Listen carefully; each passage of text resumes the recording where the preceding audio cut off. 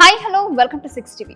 IPL లో ప్రస్తుతం Lucknow super Giants కు ఆడుతున్న భారత్ మాజీ cricketer spin bowler Amit Mishra ఆసక్తికరమైన విషయాన్ని బయటపెట్టారు.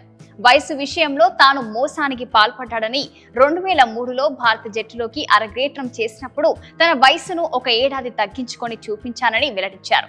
అప్పుడు తన వయసు 22 సంవత్సరాలైతే 21 ఏళ్లుగా తప్పుదోవ పట్టించారని ఒప్పుకున్నారు.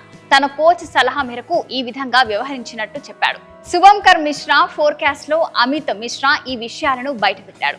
వయసు తక్కువగా చూపించాలనే ఆలోచన తనకు రాలేదని తన కోచ్ ఇంటికి పిలిచి మరి చెప్పారని అమిత్ మిశ్రా ప్రస్తావించాడు. కోచ్ ఈ విషయాన్ని చెప్పినప్పుడు తాను చాలా ఆశ్చర్యపోయానని, ఎలా సాధ్యమని ప్రశ్నించానని, అయితే వయసు తగ్గించుకునేందుకు ఒప్పుకున్నానంటూ గుర్తు చేసుకున్నాడు. ఇది చాలా భావోద్వేగ కథ అని, ఆ రోజు నుంచి తాను 1 సంవత్సరం చిన్నవాడిని అయ్యానని చెప్పాడు. కాగా అమిత్ మిశ్రా ప్రస్తుతం ఐపీఎల్ లో అత్యధిక వికెట్లు తీసిన బౌలర్లలో ఒకటిగా ఉన్నాడు.